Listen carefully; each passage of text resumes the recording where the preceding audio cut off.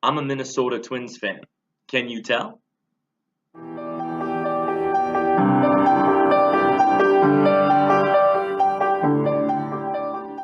Take me out to the ball game.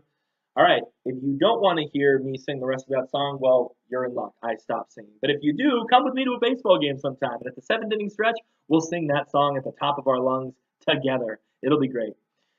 But that's not what we're going to do today. We are going to talk about the power of presence here on God's Grace on Tuesday. I'm Tim Ryberg. Thank you so much for watching. So here's the deal.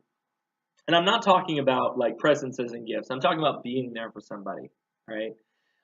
This can look any number of different ways. There's lots of different ways that you can be there for someone. But ultimately, I think the best way to be there for someone is to spend time with them. Okay? Whether it's something like writing a letter, but something personal, something that you can share together that is special. Maybe it's a meal, a conversation. It's something where you go out of your way to care about somebody else. For me, with some of the men who have made a huge impact in my life, it's been baseball. And specifically the Minnesota Twins has been the moment where these connections have happened.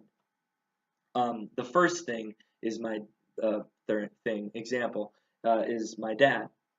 My dad is the first person to introduce me to Jesus Christ, and I loved my dad. I trusted my dad.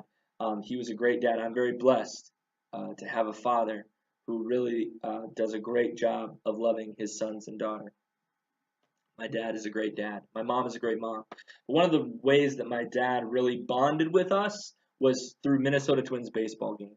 That was like one of the ultimate treats if you were in the Ryberg household, at least for me. I loved going to baseball games with my brothers and my dad. And then when my sister came along, her too. Like, I loved it. It's like one of my favorite things. It still is baseball, Minnesota Twins baseball games. Love it, you know? So anyway, like as an adult now, going to a baseball game with like a friend who has kids, or thinking about bringing kids to a baseball game, or you watch parents with their kids, I sit there and now think about what I was like as little 6-year-old Tim, and my brothers what they were like, and imagining trying to herd this group of individuals that was me and my brothers and sisters at a baseball game, keeping us happy and satisfied and excited for 5 hours is kind of an amazing feat. And my dad did that. Why? Because he wanted to bond with us. He wanted to be with us.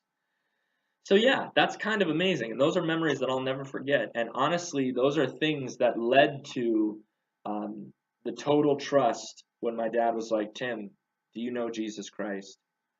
And Jesus wants to know you, like huge, huge impact right there. Just because he spent time with us at things like baseball games, you know? Two other examples that mean a lot to me. One is my grandpa. He passed away a couple months ago. And at his wake, I remember watching the picture slideshow go by, and one of them was a picture of him when he threw the first pitch at a Twins game. And me and my immediate and extended family, we were all there. And I remember, my grandpa just being so excited to be with us and to have us be with him as we cheered for him as he did this. But then also just spending the time with him at the game. And now that he has gone home to be with the Lord, those memories mean the world and just how important it is to spend time with these people.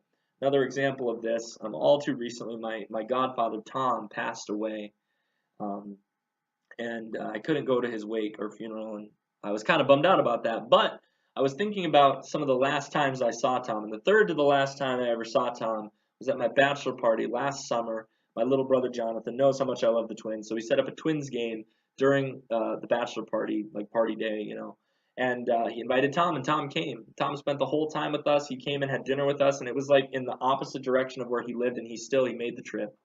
And he sat near me, and we had a great time together. And Tom, it was very clear to me that day, and lots of other times. I mean, him and his wife Jane, my godmother, they were there at every major moment in my life, absolutely. But that was one of the major moments during that game where I realized how much Tom cared about me. You know, and he went out of his way to make that clear.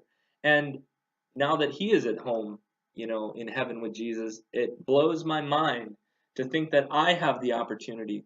And you should be amazed as well that God is giving you the opportunity, whether it's a Twins game, whether it's a baseball in general, or any sport, or even having dinner or whatever. You have the opportunity to make a huge impact in someone's life, not by eloquent words, not by some crazy action, but just taking the time to go and be with someone right where they're at. And you really can make a difference. You really can introduce someone to the love of Jesus. How? Just by loving them, being patient with them, going out of your way for them. I keep saying it over and over. You understand, I think, what I'm trying to say. Take the time to be present to the people that are right in front of you, whether they're your family, your friends, or your enemies. Love them right where they were at and watch God work in their life in a way you didn't even imagine possible. Do that this week. And I'll see you next week on God's Grace on Tuesday. Please subscribe to the YouTube channel and share any of the videos we have going around. And yeah, please get the word out. Thank you for watching. God bless you. I'm praying for you. And we'll see you next week. Peace.